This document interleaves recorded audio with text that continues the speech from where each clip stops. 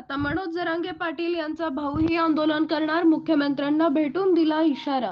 मराठा आंदोलक मनोज जरांगे पाटील हे पुन्हा एकदा आरक्षणासाठी आक्रमक झालेत. विशेष म्हणजे मनोज जरांगे पाटील यांनी पुन्हा आपल्या मराठा आरक्षणाच्या मागण्यांसाठी जालन्यातील अंतरवाली सराटी गावात आमरण उपोषण सुरू केलंय. संपूर्ण मराठी समाजाला ओबीसी अंतर्गत आरक्षण देण्यात यावं, ही मनोज जरांगे पाटील यांची प्रमुख मागणी आहे.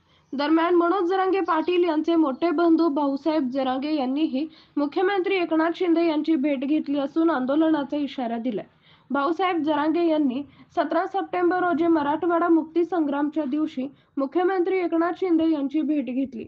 छत्रपती संभाजीनगरमध्येही त्यांची भेट झाली. त्यावेळी दिलेल्या निवेदनामध्ये त्यांनी जायकवाडी प्रकल्पातील पाणी सिंदफणा नदीपात्रात सोडण्यात यावे अशी मागणी केली आहे. यावेळी त्यांच्यासोबत अनेक शेतकरी देखील होते.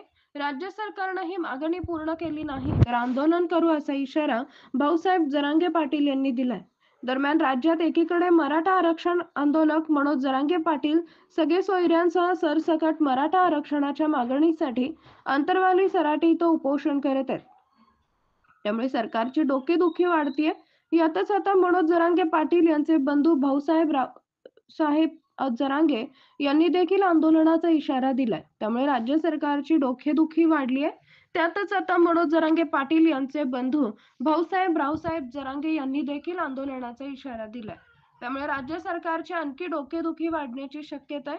सरकार जरांगे बंधूंची मनधरणी करण्यात आता कितपत यशस्वी होतं हे पाहणं महत्त्वाचं ठरणार आहे.